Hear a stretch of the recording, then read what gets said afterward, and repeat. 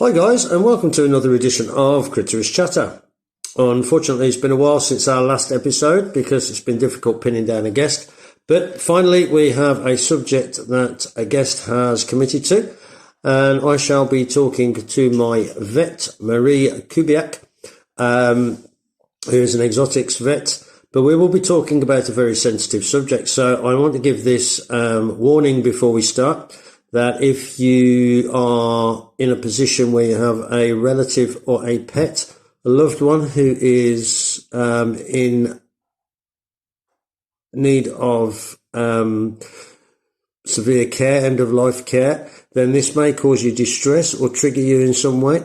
So please be cautious when listening to this, and feel free to skip this episode and move on to the next one when it arrives. If not, then please listen to the next episode of Critterish Chatter, which is called Assisted Dying, a Vet's Perspective. Let's talk about euthanasia. Thank you.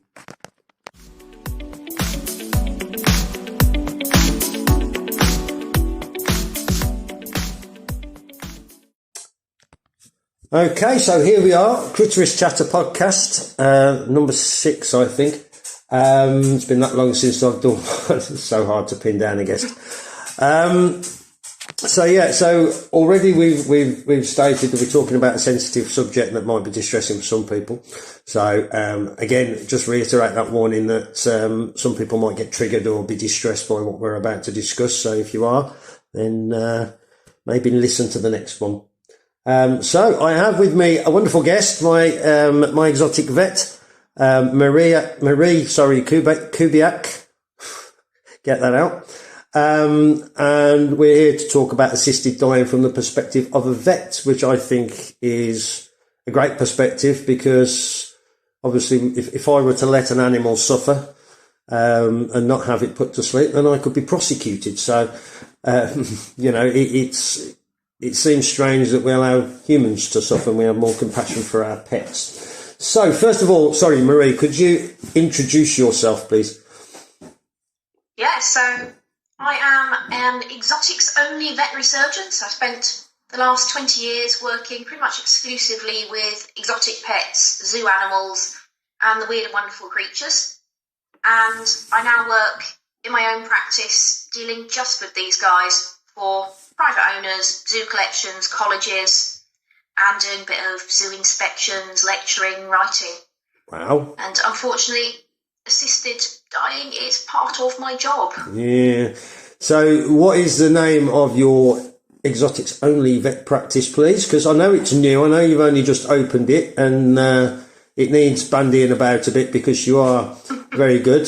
So if you'd like to give yourself a plug. Sure. We are Evolution Exotics Referrals. Based on the border of Shropshire and Worcestershire, obviously dealing with animals for quite a wide distance around that. In the middle of nowhere, all I look for is a tree down a country lane and then turn left. But yeah. Absolutely. I spent too many years living in Birmingham. I don't blame you, to be honest.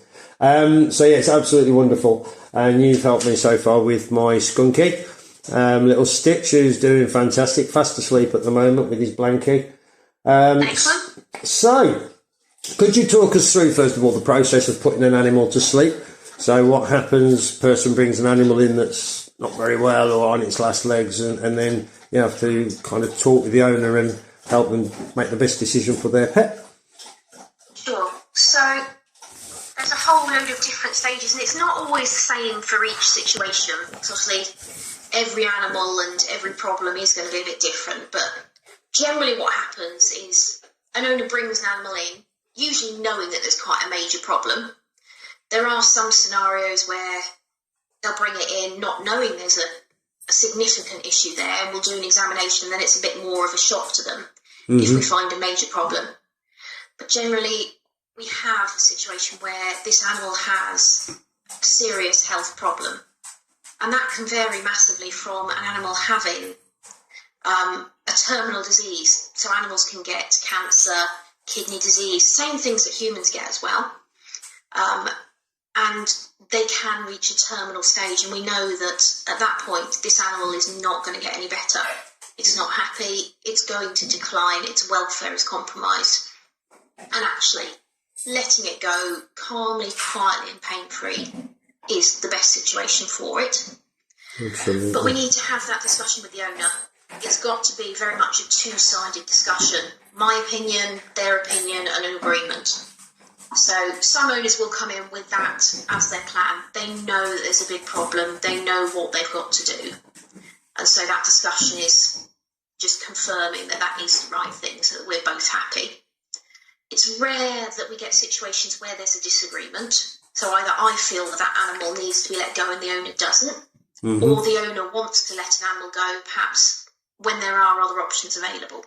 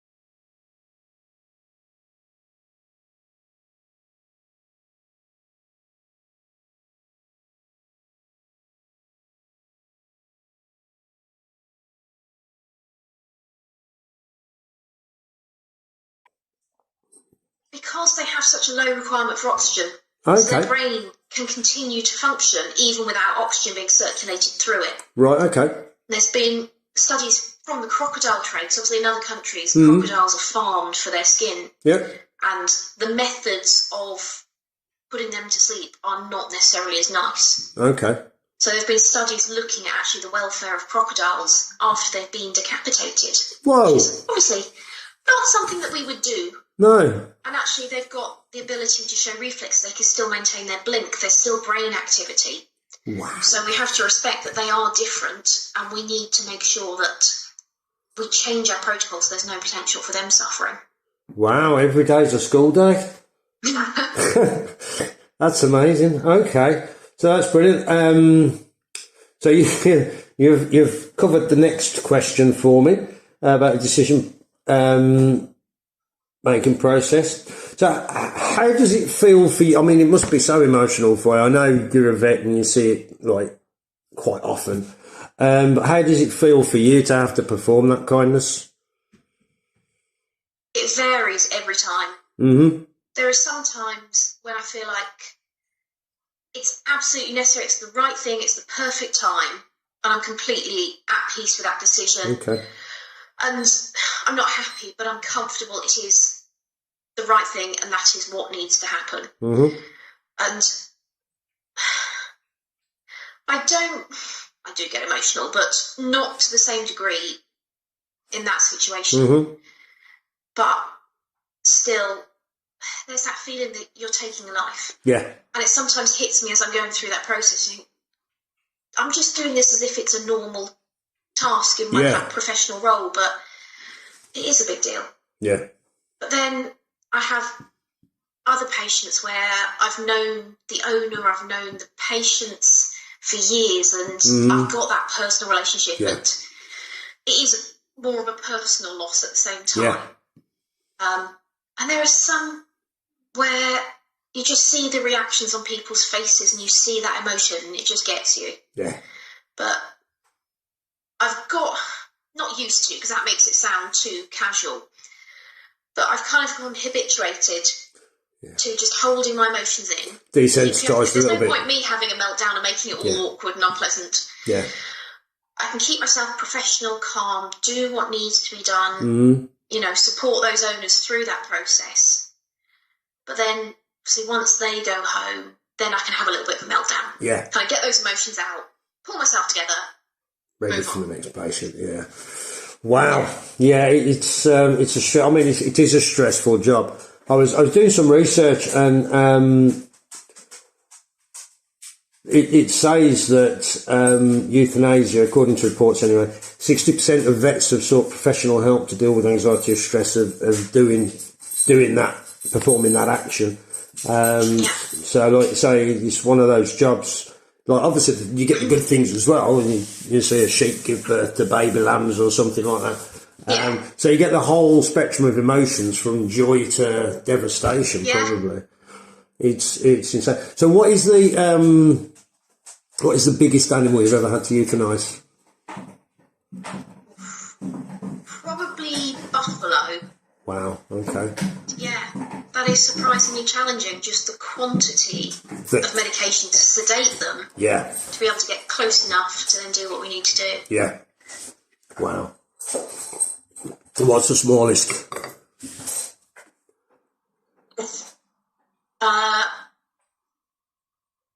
Probably some venomous spiders that snuck into the country in a car from America.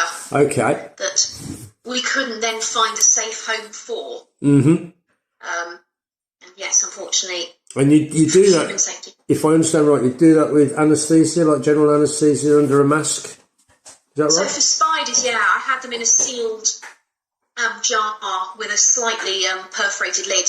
I was able to just trickle a liquid anaesthetic solution through. Right, okay. And give an overdose. Yeah. And invertebrates are very weird. I haven't covered the euthanasia of them, but they're quite different again. Yeah.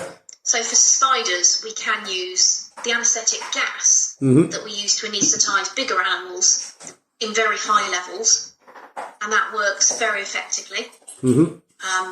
But for other invertebrates, we actually use potassium chloride. Okay. Which is sold for electrolyte supplementation actually in animals, but it gets injected into the nervous system of invertebrates once they're anaesthetised. Oh, wow, okay. And we use that instead of the solution we use in mammals, birds and reptiles. Brilliant. Sorry, my dog's... Oh, he's going to make an appearance, I think. Hello. Just kidding. Go away. I don't know what it is with dogs when you're on a chat or on a call. They just want to be, and then when you're not on a call, they're just quite happy lying on the bed fast asleep. Inside. So we're going to take a little break now, and then we'll come back soon. So there aren't any adverts, but we'll be back soon.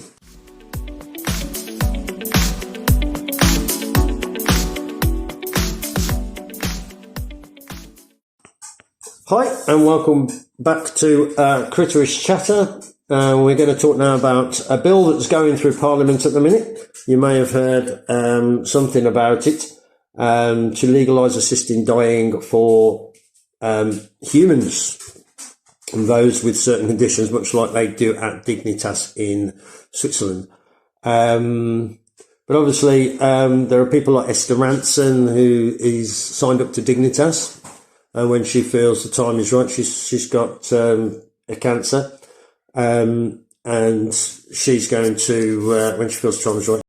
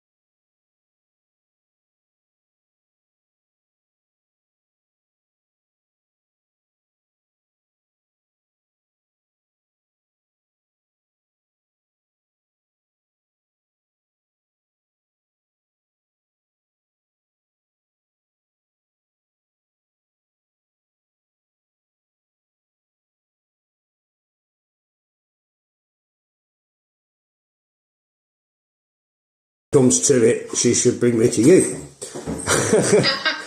Are we recording this? Yes, we are recording this. Take me to the vet and have me put to sleep. So there you go, we have an agreement now.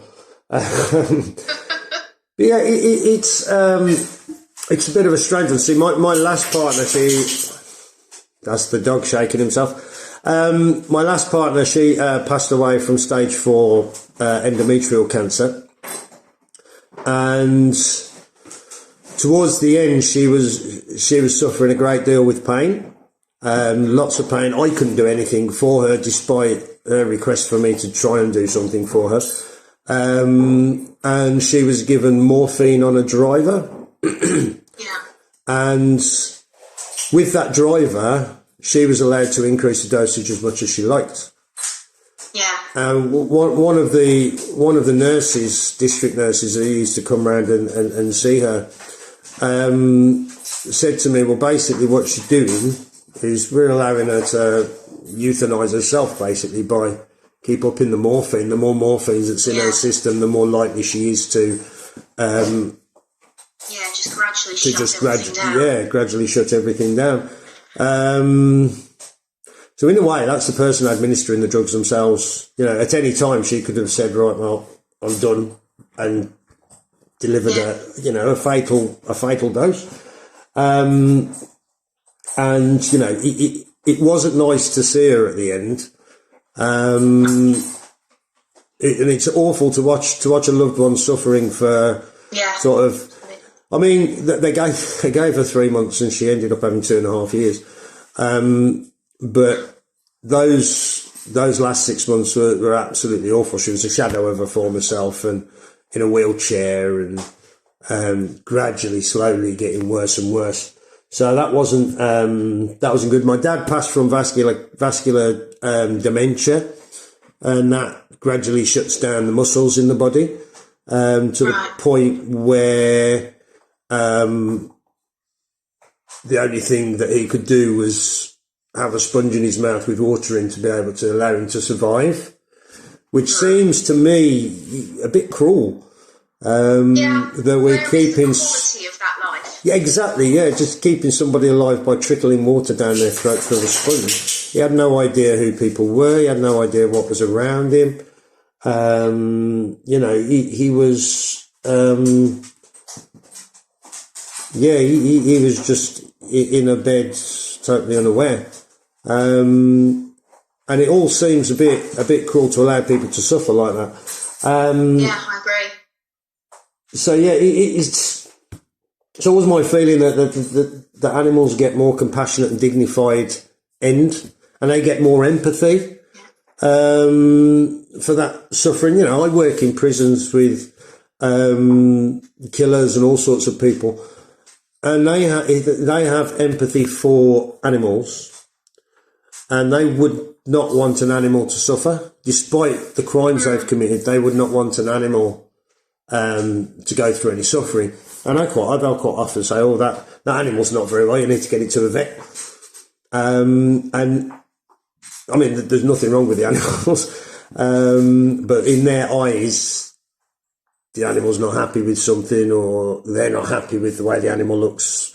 And I get this comment constantly that they've got more compassion for the animals than they have for fellow humans. Yeah. The reason for that is that animals are pure. They have no agenda. They have no difficult questions to ask. They have no judgment or anything like that. They're just 100% love, and they just want to play and be, you know, be kind of interacted with.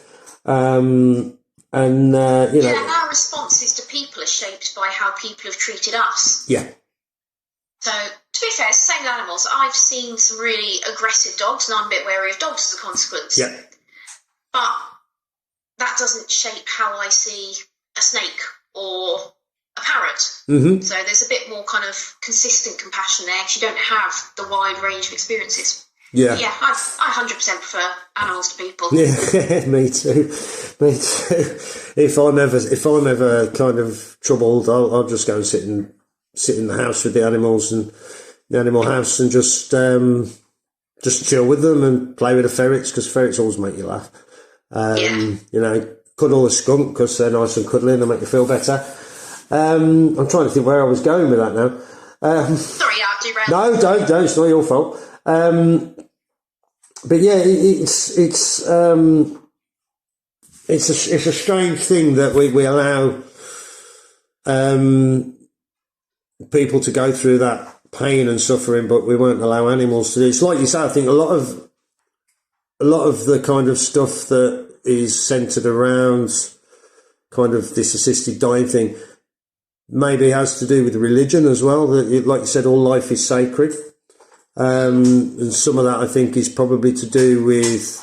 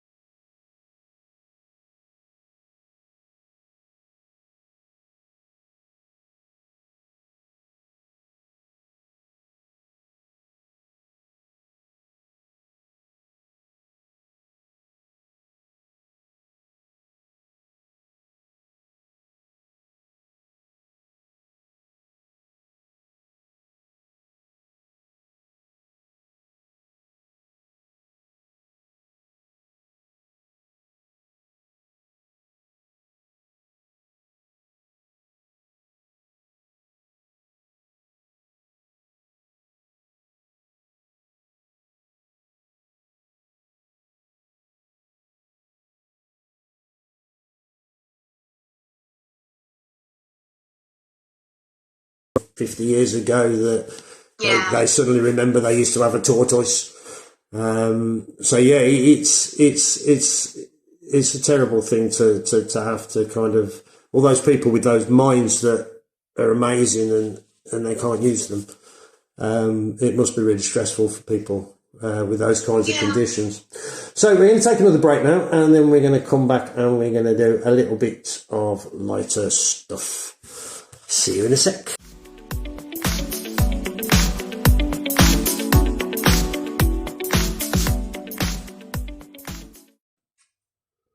Okay, guys, so we're back. We're going to have a bit of a lighter breeze now because that was a heavy 45 minutes. So we're just going to finish on a lighter note.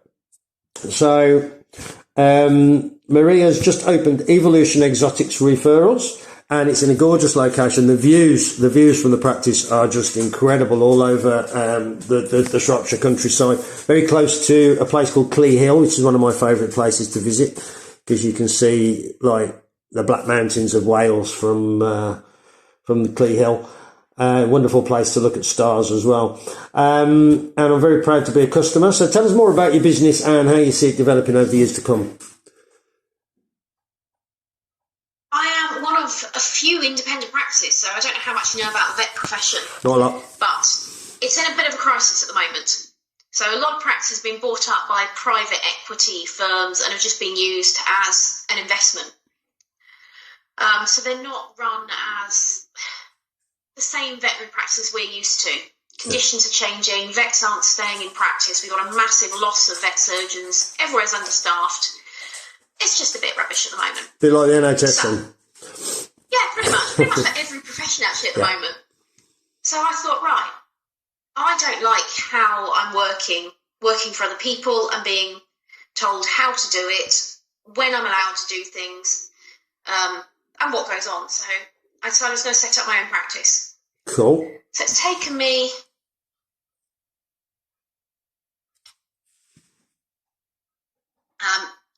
buy it and set up the practice with quite a scary amount of debt, which I try not to think about at the moment. But we have our own very small but perfect clinic in my eyes, where it's myself and my head nurse Liz, who I've worked with before. She works on the same kind of wavelength as me. We get on brilliantly. We have the same standards. It all works perfectly. And we have our little exotics referral clinic where we see the cases generally referred from other vets.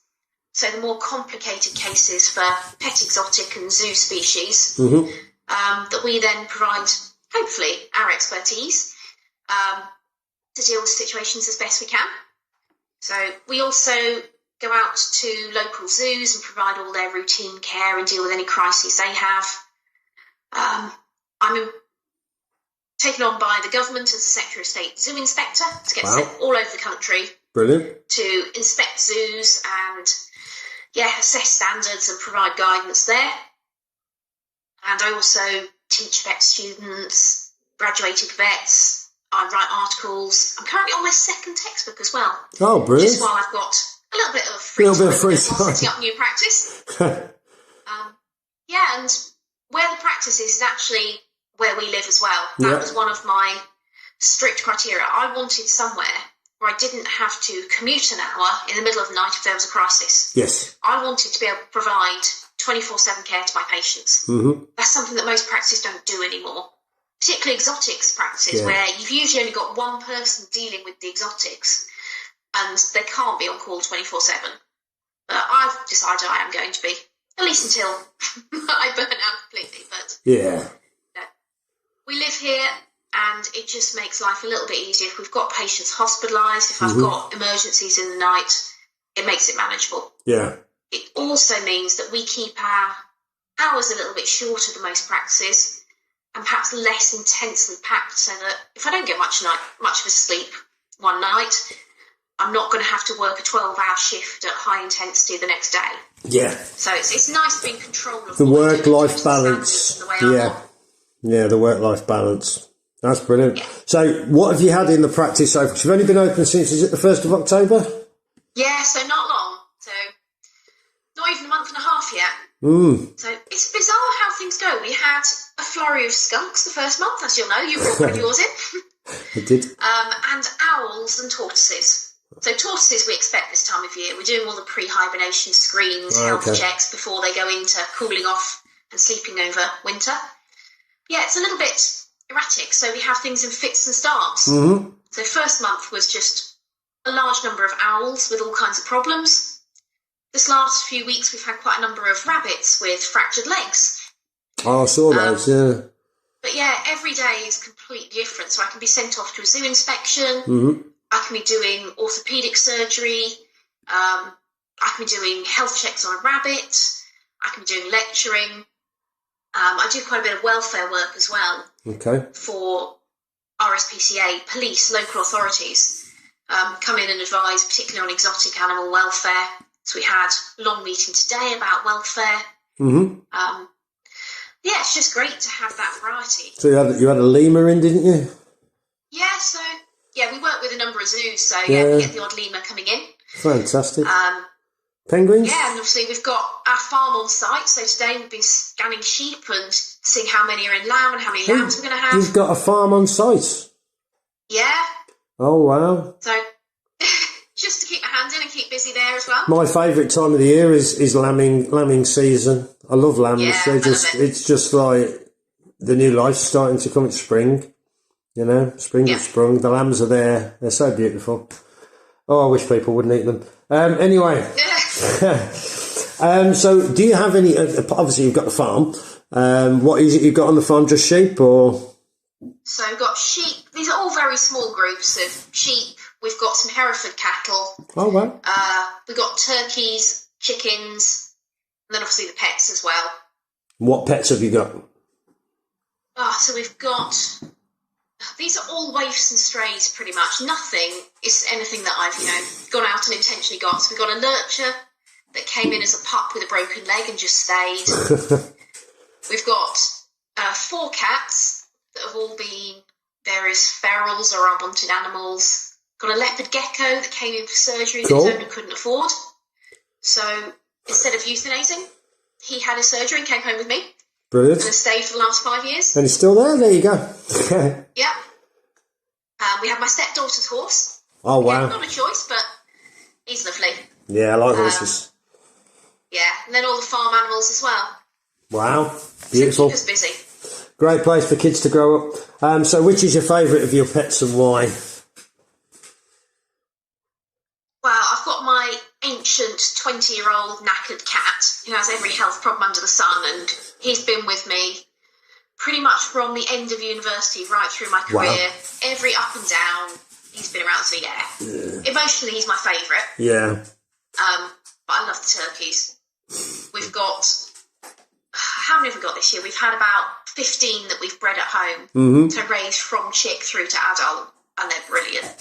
They've got such strong personalities. Characterful, they're yeah. more like dogs than chickens. So yeah, they'll follow you around and chatter away. They're great.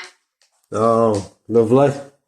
Lovely. I had an old cat as well. What was it? He had thyroid issues, hypothyroidism. Yeah, really common in cats. Yeah. Gavin was saying it's a really common thing. And my partner's cat, when he got old, it had hypothyroidism as well. But yeah, mad. But you gotta love cats. I've got one now. She's eating her food right behind my laptop. I just see a little head of a black I was going to say, she keeps popping up behind me.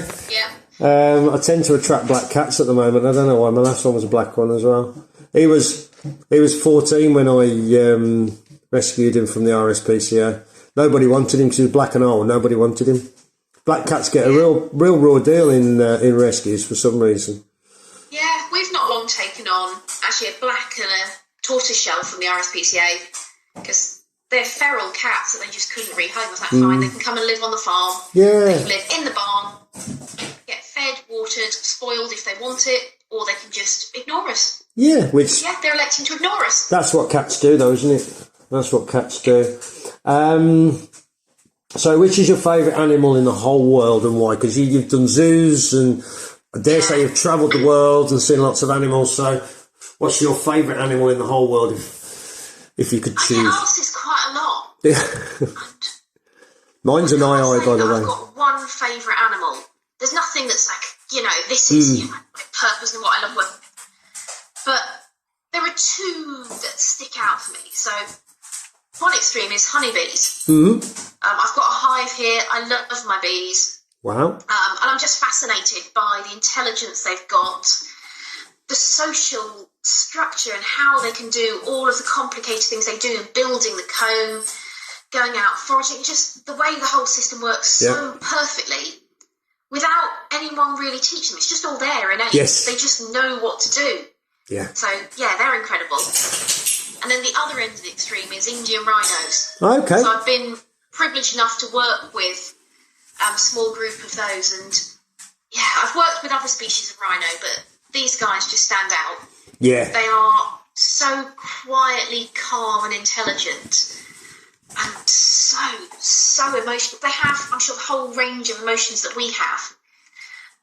But they're so reserved with it, but you can tell their moods. You can see all the different facial changes and body language. So they're like armoured tanks, but very gentle and thoughtful at the same time. So, I miss working with those guys. Yeah, I kind of worked with, didn't work with the rhinos, but certainly observed them lots and lots and lots during my time doing what I do at a local zoo. They were, especially when we had a baby one born, and she was pretty cool. But yeah, you're right about the communication and everything. It's and they are very gentle. They walk very slowly and deliberately, and very kind of thoughtful, pensive animal. My kind of selection differs a little bit. I love pangolins, and I like eyes as well. So those two are kind of two of my favourites when I'm asked that question. So what's the best thing about being Marie? I think the freedom I've got now. Yeah. Being out of normal practice and doing what I want to do, and being able to set my own hours, have time with my animals, with my family, but still doing my job to the standard I want to. Do what you love. Yeah. Yeah, and not having to compromise there. Yeah, so you've kind of got a perfect work-life balance almost. Nearly. You work at home. Days that are a bit frantic and chaotic, but do you know what? I can live with that as long as most days are pretty good. Take the rough with the smooth. Fantastic.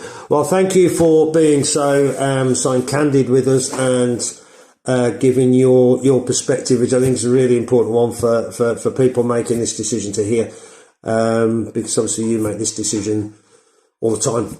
So thank you very much for your time. I do appreciate it. It is quite late at night. It's like 8 o'clock, and your phone hasn't gone off, so you haven't been called to an emergency. It hasn't. There's been no dramas tonight. Thankfully, not yet. Wait till midnight. I appreciate it very much. So thank you for that, and thank you everybody for listening. Hopefully we'll be back with another episode of Critterish Chatter very soon. Stay tuned, because there's plenty more where that came from.